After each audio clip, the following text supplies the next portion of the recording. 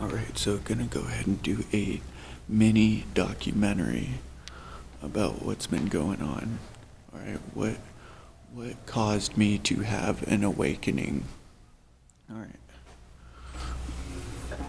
So basically where this all started was Independence, Oregon. And I noticed something suspicious when I caught a regional college bus from my home city, Independence, to Salem, Oregon. Every seat in the bus was taken except for one open seat next to a female. And this female's name was Nicole Ray Ann Martin. Coincidentally, I go through a bunch of stuff and I get here to Denver, and two undercover federal agents, one by the name of Ray and another by the name of Martin, actually come to my worksite area, Ready Temporary Services, Ready DEA Setup Temporary Services, okay? This is the only place I was able to work in town, and every place was an undercover operation sting to set me up. Two outsiders, one named Ray, one named Martin, here in Denver, came and picked me up, offering me cash for work.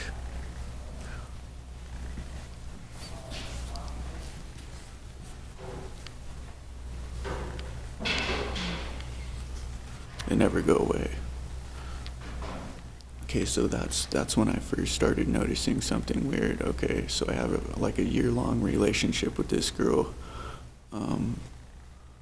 Then we break up and I start going to the college, Shemakata. Okay. Out of nowhere, an old ex-girlfriend I have somehow gets my phone number and comes to my new place in Kaiser, Oregon, 516 Evans Ave. Now, the Masonic Temple here on the 16th Street Mall is 535 16th Street. Alright, so is this starting to add up? My grandfather was a member of the Navy, and he's a 32nd degree Freemason, right? He's got all these books and all this Freemasonry memorabilia all over the house, right? The hats and other memorabilia as well. So anyways, how I got here is I was taken to an FBI setup house by this girlfriend that mysteriously got my phone number, alright? And I saw FBI and DE agents playing with little kids and doing drug deals in the same house, alright? And that address was 17th Street in Nebraska, and that's in Salem, Oregon. Okay. So I left there and I started noticing all these vehicles coming around me. Now I know these are Delta Enron DEA vehicles right now. Now I know that they secure the military grid and they cover up the DEA Masonic cult sex offender environments. That's the green energy source.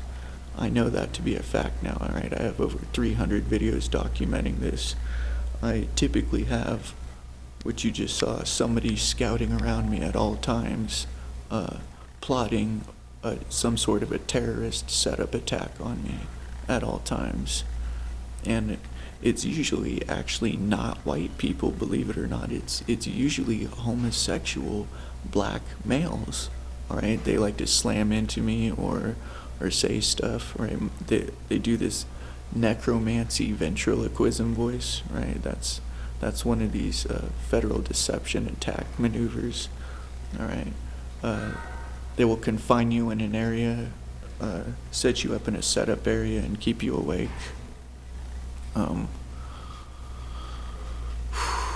Again, I don't smoke, I don't drink, I don't do any of this stuff. But again, what got me here, I was given the book of the DEA. Alright, I read through a couple pages of it. I've read through a couple chapters of it. They're everywhere. Alaska, Minnesota, Oregon, Washington, Colorado lodges, right? They're all around me. In fact, there's construction crews right now that followed me here, set up construction zone areas, because they know this is a Wi-Fi place I can come to and use Wi-Fi and upload these videos and do documentaries. That'd be a AGM, Masonic AGM General Construction. Right, it's over by Father Woody's. It's another church area. I mean, this is a predominantly church environment, and that's what rules. That's what rules the world, is a deceptive church. Okay, the Navy, the anchor itself is an actual symbol of a cross. So the Navy, right, actually is, you could say, the developer of the religious aspect of the world.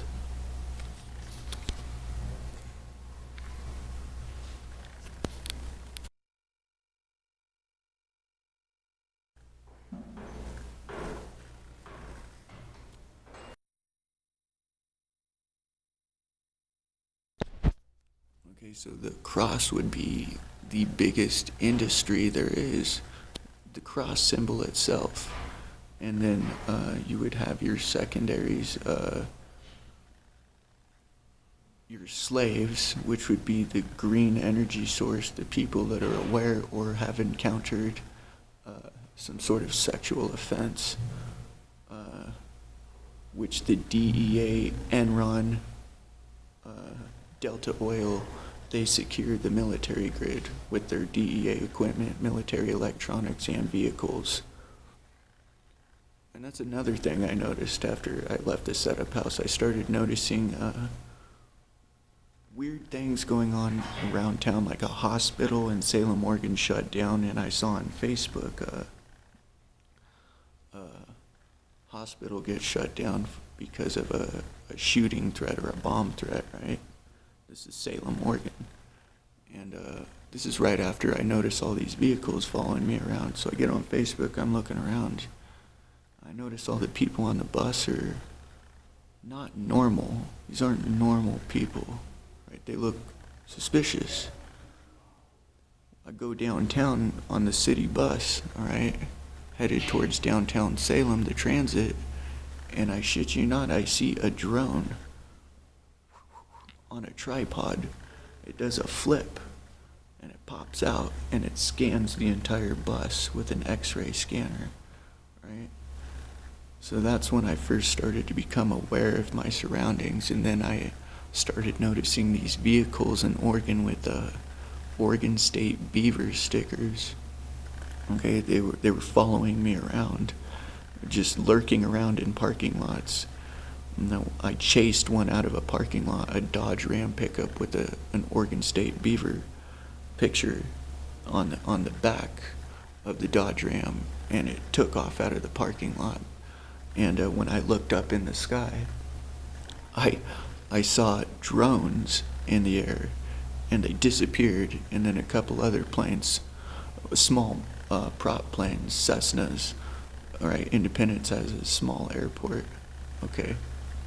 And that brings me to another young lady that came out of nowhere too. Her name was Jessica Renee Smith, okay? She had a property over by the Independence Airport, and she came into this picture around the same time as this Nicole Ray Ann Martin.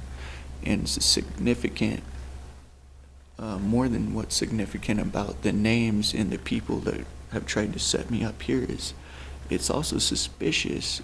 Nicole's brother, I can't recall his name, but I recall his face, and he looks like the exact same gentleman that is operating the Crossroads Salvation Army shelter. Right, the guy's there, his name is Billy, but it looks just like her brother.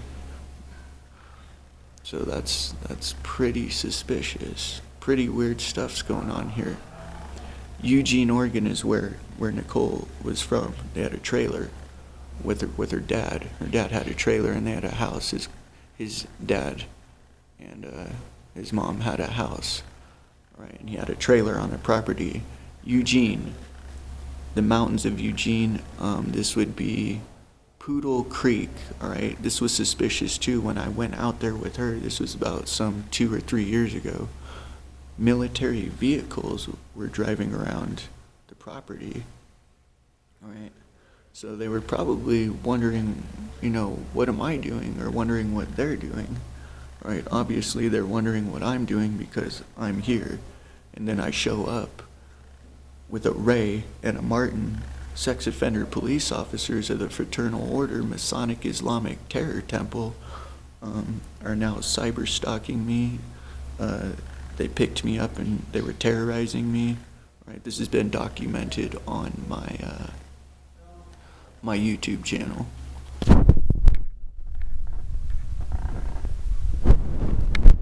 So you're asking why am I still making these videos if I've been threatened? Because the deception is over and I'm done with these people, and I do not want them to get bored and think that I'm wanting them to come back for any reason. I don't like these people. I want them to stay away from me. I'm done with your deception, okay?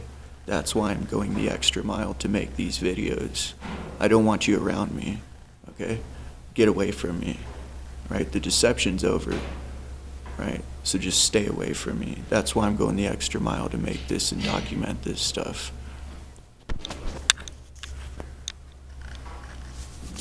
Right, my grandfather, he definitely was a racist man. And again, that's 3 members of my adoptive family that are members of the Navy. So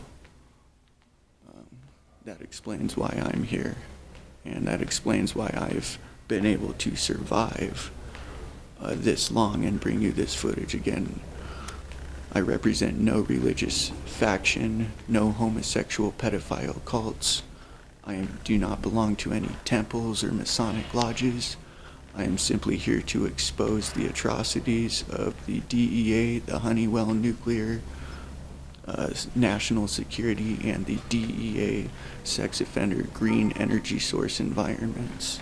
And that is it. So that's the sum of my documentary, and that'll be the end.